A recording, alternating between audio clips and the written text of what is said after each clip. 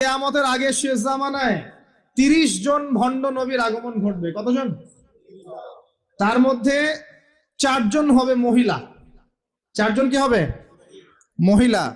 30 জন ভণ্ড নবীর আগমন ঘটবে কিয়ামতের আগে আগে। একজন তো আমাদের কন্টিনেন্টেও আছে, আছে না? নাম বলবো? নাম বলতে আমার ঘৃণা লাগে, এই জন্য নাম বলি না। মুহাম্মদ সাল্লাল্লাহু আলাইহি ওয়াসাল্লামের পরে কেউ যদি নবুয়ত দাবি করে এবং কেউ যদি তাদেরকে অনুসরণ করে এবং এই ধর্মে কাউকে দীক্ষিত করায়, কোনো সন্দেহ নাই এ ব্যক্তি সুস্পষ্ট কাফের। আল্লাহ রাব্বুল আলামিন ওয়াদা করেছেন যে একজন নবী আসবেন 2 জন ফেরেশতার কাঁধে ভর দিয়ে সিরিয়ার দামেস্কে সাদা মসজিদের মিনারের উপরে।